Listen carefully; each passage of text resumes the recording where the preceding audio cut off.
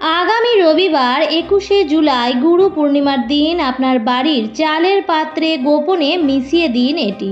গৃহের সমস্ত বাস্তু দোষ দূর হবে এবং প্রচুর অর্থপ্রাপ্তির যোগ সৃষ্টি হবে। মা লক্ষ্মীর আশীর্বাদে আপনার পরিবার ভরে উঠবে সুখ, শান্তি এবং সমৃদ্ধিতে। পরিবার থেকে রোগ, জ্বালা, যন্ত্রণা, আপদ বিপদ সমস্ত কিছুই দূর হবে।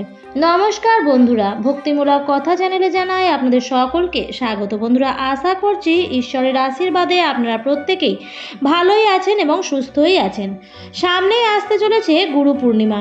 হিন্দু পঞ্জিকা অনুসারে আষাঢ় মাসে শুক্ল পক্ষের পূর্ণিমা তিথি আষাঢ় পূর্ণিমা বা গুরু পূর্ণিমা নামে পরিচিত।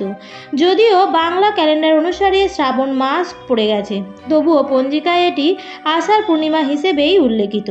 হিন্দুদের কাছে এই আষাঢ় পূর্ণিমার বিশেষ মাহাত্ম্য রয়েছে। এছাড়াও এই দিনে হিন্দু ধর্মের গুরু মহাভারত রচয়িতা মহর্ষি বেদ ব্যাস জন্মগ্রহণ করেন। তাকে বিশ্বের প্রথম গুরু বলে মনে করা হয়, তাই এই তারিখটি ব্যাস জয়ন্তী নামেও পরিচিত। গুরু পূর্ণিমা একটি অত্যন্ত পূর্ণ তিথি এবং এই পূর্ণিমায় আছে অনেক শুভ যোগ। এই দিনটি স্নান, দান এবং পূজা অর্চনার জন্য অত্যন্ত গুরুত্বপূর্ণ। তাই পূজা অর্চনার পাশাপাশি গুরু পূর্ণিমার পূর্ণ তিথিতে এই বিশেষ উপায়টি যদি করতে পারেন, তাহলে আপনাদের বাড়ি থেকে নানা প্রকারের বাস্তু দোষ যেমন দূর হবে, তেমনই ফেরাতে পারবেন আপনার সৌভাগ্য এবং অর্থপ্রাপ্তির যোগও তৈরি হবে। এছাড়াও এই উপায়টি সঠিকভাবে প্রয়োগ করতে পারলে কর্মজীবনে আসবে অসাধারণ সাফল্য।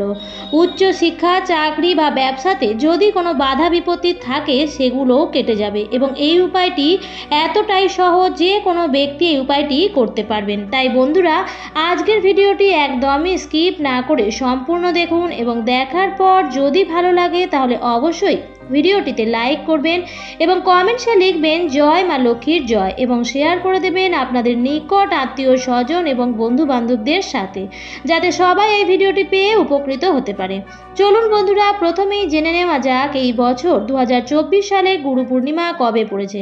এই বছর 2024 সালের গুরু পূর্ণিমা পড়েছে বাংলার 5ই শ্রাবণ 1431, ইংরেজির 21শে জুলাই 2024 রবিবার দিন।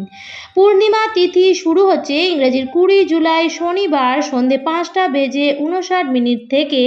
পূর্ণিমা তিথি থাকবে পরের দিন 21শে জুলাই রবিবার বেলা 3:46 পর্যন্ত। উদয়া তিথিকে মান্যতা দিয়ে পূর্ণিমা পালিত হবে 21শে জুলাই 2024 রবিবার দিন। এই বছর গুরু পূর্ণিমা বা আষাঢ় পূর্ণিমায় গঠিত হবে সর্বার্থ সিদ্ধি যোগ। এই শুভ যোগ থাকবে 21শে জুলাই সকাল 5:37 থেকে পরের দিন 22শে জুলাই রাত 12:14 পর্যন্ত। আপনারা চাইলে এই বিশেষ উপায়টি শনিবার অথবা রবিবার দিনও করতে পারেন। এবার আমি বলে দেব কিভাবে এই কাজটি করবেন এবং কি কি সতর্কতা অবলম্বন করবেন। পূর্ণিমার দিন চেষ্টা করবেন খুব সকাল সকাল ঘুম থেকে উঠে যেতে। অনেকেই এই গুরু পূর্ণিমার দিন উপবাস পালন করে থাকেন। যেহেতু এই বছর গুরু পূর্ণিমার দিন সর্বার্থ সিদ্ধি যোগ তৈরি হচ্ছে, এই সর্বার্থ সিদ্ধি যোগ হলো একটি নির্দিষ্ট ধরনের যোগ যা সপ্তাহের একটি নির্দিষ্ট দিনে নির্দিষ্ট নক্ষত্র পড়লে তৈরি হয়। এই নক্ষত্রগুলির সংমিশ্রণের ফলে যে কোনো ধরনের শুভ কাজ বা নতুন ব্যবসা শুরু করার জন্য অত্যন্ত শুভ বলে মনে করা হয়। এই সময়ের মধ্যে শুরু করা যে কোনো শুভ কাজ সফল হয়। আর এই সর্বার্থ সিদ্ধি যোগ 21শে জুলাই রবিবার সারাদিন জুড়ে থাকবে। তাই এই দিন যদি গঙ্গা স্নান করা যায় তাহলে অধিক পূর্ণ ফল লাভ করা যায়। তাই এই দিনে স্নানেরও বিশেষ মাহাত্ম্য আছে। এই বছর গুরু পূর্ণিমার পূর্ণ স্নান সারতে হবে 21শে জুলাই রবিবার দিন। এই দিন গঙ্গা স্নান করলে সব ধরনের পাপ থেকে মুক্তি পাওয়া যায়। এই শুভ তিথিতে গুরুদেব পুজো করলে শুধু গুরুই নয়, ভগবানের কৃপা লাভও পাওয়া যায়। গুরু পূর্ণিমা উপলক্ষে গুরুদেবের পূজা করা হয় এবং তাদের কাছ থেকে আশীর্বাদ প্রার্থনা করে নেওয়া হয়। প্রথম যে কাজটি আপনাদের করতে হবে তা হলো এই দিন বেশি বেলা পর্যন্ত ঘুমাবেন না এবং ঘুম থেকে উঠে বাড়ি ঘর পরিষ্কার পরিচ্ছন্ন করে নিয়ে স্নান সেরে নেবেন। যদি এই দিন গঙ্গা স্নান করতে পারেন তাহলে খুবই ভালো। আর যদি কাছে পিঠে গঙ্গা বা কোনো পূর্ণ নদী না থাকে তাহলে নিজের ঘরেই স্নান সেরে নেবেন এবং স্নানের জলে সামান্য হলুদ এবং কর্পূর মিশিয়ে স্নান করবেন এবং স্নানের পর পরিষ্কার ও শুদ্ধ বস্ত্র পরে গায়ে মাথায় বস্ত্রে গঙ্গা জলের ছিটে দিয়ে দেবেন। বন্ধুরা, গুরু পূর্ণিমার দিন সকালে করে জলের মধ্যে হলুদ মিশিয়ে বাড়ির মুখ্য দরজা বা সদর দরজার দুপাশে সেই হলুদ মোশানো জল দিয়ে ধুয়ে দেবেন। এরপর শুদ্ধ বস্ত্র পরে ঠাকুর ঘরে চলে আসবেন। এই দিন মা লক্ষ্মীর জন্য একটি হলুদ ফুলের মালা নিয়ে আসবেন। এই দিন চেষ্টা করবেন মাকে হলুদ রঙের ফুল এবং একটি পদ্ম ফুল নিবেদন করতে। আপনার সাধ্য মতো নৈবেদ্য সাজিয়ে দেবেন এবং মা লক্ষ্মীর সামনে একটি নিখুঁত পান নিবেদন করবেন। দেখবেন পানটির মধ্যে যেন কোনো রকম ছেঁড়া ফাটা বা কাটা দাগ না থাকে। এবার এই পানটির মধ্যে দিয়ে দেবেন একটি 16 আনা বা 1 টাকার কয়েন, একটি পদ্ম বীজ, একটি এলাচ, একটি গোমতী চক্র এবং একটি হলুদের গাঁট, আর দেবেন সামান্য পরিমাণে অক্ষত আতপ চাল। বন্ধুরা, এই প্রত্যেকটি জিনিসই হলো মা লক্ষ্মীর অত্যন্ত পছন্দের। তবে দেখবেন বন্ধুরা, 1 টাকার কয়েনটি যেন বাজার চলতি 1 টাকার কয়েন হয় এবং প্রত্যেকটি জিনিসের উপরে গঙ্গা জল ছিটিয়ে শুদ্ধ করে নেবেন। প্রত্যেকটি সামগ্রীর উপরে সিঁদুরের ফোঁটা দিয়ে দেবেন। বন্ধুরা, এই দিন গুরুর চরণ পুজো করতে হয়। গুরু পূর্ণিমা হলো গুরু ও শিষ্যের মধ্যে বিশ্বাস ও উপাসনার দিন। এই দিন নিজের গুরুদেবকে হলুদ রঙের বস্ত্র, হলুদ ফল এবং হলুদ মিষ্টি উপহার হিসেবে দেওয়া উচিত, কারণ এই দিনটি যেহেতু গুরুর উপর সমর্পিত। তাই যারা গুরু মন্ত্রে দীক্ষিত তারা এই দিন গুরুর গৃহে যান। গুরু দর্শন, গুরু সেবা করা একান্ত কাম্য। গুরুকে প্রণাম করুন এবং গুরুর পুজো করুন, গুরুর আশীর্বাদ নিন। এর সাথে গুরুর মন্ত্র জপ করতে হয়। যাদের গুরু নেই বা গুরু মন্ত্রে দীক্ষিত নন তারা ভগবান শিব ঠাকুরের পূজা করতে পারেন, কারণ দেবাদিদেব মহাদেব হচ্ছেন আদি গুরু। তাই যদি আপনাদের গুরু না থাকে তাহলে দেবাদিদেব মহাদেবের পুজোও করতে পারেন।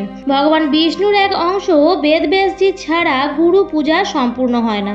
তাই এই দিনে প্রথম গুরু মহর্ষি বেদব্যাসের পুজো করা উচিত। এই দিন নারায়ণ ভগবানের পুজো করাও খুবই ভালো। এই দিন হলুদ ফল, হলুদ মিষ্টি এবং হলুদ ফুল দিয়ে নারায়ণ ভগবানের পুজো দিতে পারলে জীবনের অর্থ সংক্রান্ত যাবতীয় বাধা দূর হয়। পূর্ণিমা তিথিতে ভগবান সত্যনারায়ণ ভগবানের হলুদ রঙের মিষ্টি ও হলুদ ফুল দিয়ে আরাধনা করলে ভগবান বিষ্ণুর আশীর্বাদ এবং দেবী লক্ষ্মীর আশীর্বাদ পাওয়া যায়। এবং যে গৃহে ভগবান বিষ্ণু এবং দেবী লক্ষ্মীর আশীর্বাদ থাকে সেই গৃহে সুখ, শান্তি, সমৃদ্ধি সর্বদাই বিরাজমান থাকে। সেই বাড়িতে কখনোই কোনো রকম অশান্তি থাকে না এবং সমস্ত নেতিবাচকতা দূরে চলে যায়। বন্ধুরা, এরপর যে কাজটি আপনারা করবেন সেটি করতে হবে সন্ধেবেলায়। সন্ধেবেলায় যখন সন্ধ্যা দিতে যাবেন তখন নিত্য সন্ধ্যা যেরকম দিয়ে থাকেন তেমনই দিয়ে নেবেন। তুলসী তলায়ও সারা ঘরে প্রদীপ ধূপকাঠি দেখিয়ে নেবেন। এরপর সব কিছু হয়ে যাওয়ার পর যখন আপনি ঠাকুর ঘর ছেড়ে দেবেন তখন আপনি মা লক্ষ্মীর চরণের কাছে রাখা সেই সামগ্রীগুলি তুলে নেবেন। এরপর সেই সামগ্রীগুলি আপনি হাতের মুঠোয় নিয়ে সোজা চলে যাবেন আপনার বাড়ির রান্নাঘরে। বন্ধুরা, এতক্ষণে হয়তো পানটি শুকিয়ে যাবে, তাই পানটি ছাড়া বাকি সামগ্রীগুলো আপনার হাতের মুঠোয় নিয়ে রান্নাঘরে যে চালের পাত্রটি আছে সেই চালের পাত্রের মধ্যে মিশিয়ে দেবেন।